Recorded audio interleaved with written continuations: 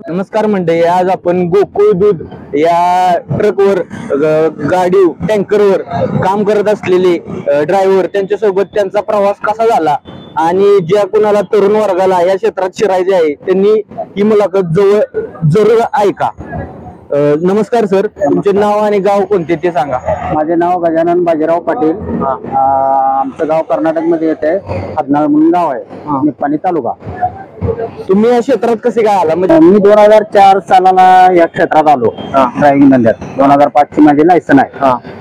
आणि असं झालं की मी 11वी 12वी कॉलेज झाल्यानंतर आर्ट्स मधनं कॉलेज केलं मी. आणि कॉलेज झाल्यानंतर मी कॉलेजच्या अगोदर पण भरतीसाठी ट्राय करत होतो आर्मीचा ट्राय संपला, वय गेलं, एक्झाम वगैरे फेल होऊन त्याच्यामुळं ते काय झालं नाही. मग आता काय करायचं, मग आपल्याला ते MIDC वगैरे असं तर काय भेटत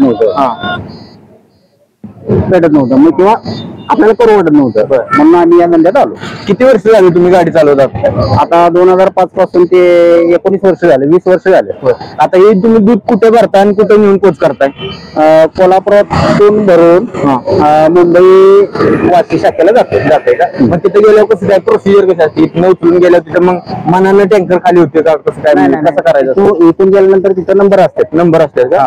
नंबरावरती तिथं खाली केले जातात.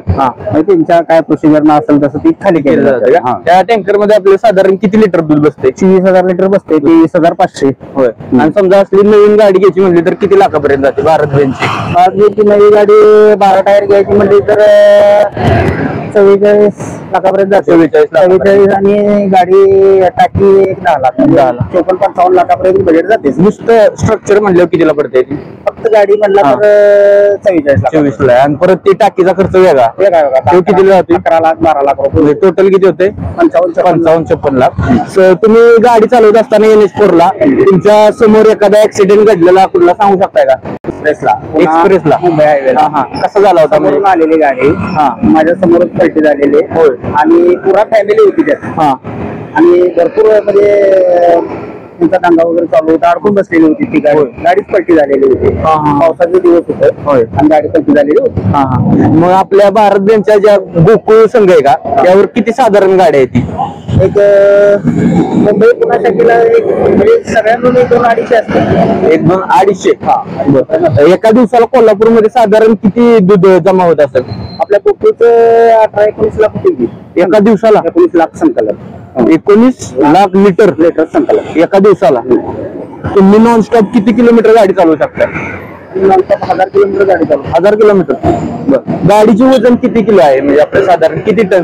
गाडी रिकामी गाडी 12 टन आणि माल 23,500 टन. म्हणजे 23,500 लिटर. तुमचा दिवसाचा दिनक्रम कसा असतो? म्हणजे तुम्ही जेव्हा गाडी वाजताय सकाळी तुम्ही बाबा कुठं कुठं जाताय, म्हणजे उठताय कसं, म्हणजे कसं असतंय तुमचा दिनक्रम? असलो तर घरी उठून किंवा इथं असलं तर इथं. म्हणजे गाडी भरायची ती तुम्हाला कसं समजते बाबा? आपला नंबर असतात का? मग नंबर आल्यावर कसं काय? आल्यावर आम्हाला समजते ते लिस्ट असते ती. लिस्टवर आम्ही समजतात का? जी तरुण मुले ड्रायव्हर या क्षेत्रात येण्याचा विचार करत आहे त्यांच्यासाठी तुम्ही काय सांगाल? ड्रायव्हिंग धंदा चांगलाच आहे काय. फक्त यात निर्व्यसनी राहिलं पाहिजे. व्यसन करता कामा नाही, नशा कुठलीही करता कामा नाही, नशे ड्रायव्हिंग करता कामा नाही. ड्रायव्हर या क्षेत्रात ज्या प्रमाणात काम असते त्या प्रमाणात पैसे मिळतात का? कारण ते विषय सगळा पैशावर येतोय ना. पैशावरच येतो. जेवढं आपण काम करतो तेवढं पैसे नाहीत भेटत का? Thank you sir. मी मगाशी एकच शब्द टाकला की साहेब 5 मिनिटं तुमची पाहिजे होती, तर तुम्ही म्हटला चालतंय की काय अडचण नाही. असली माणसं शोधून भेटत नाहीत. तुम्हाला कधी आपण वेळ काढून तासभर बोलू. चालतंय. आवर्जून परत एकदा तुमच्याशी मुलाखत करू. धन्यवाद.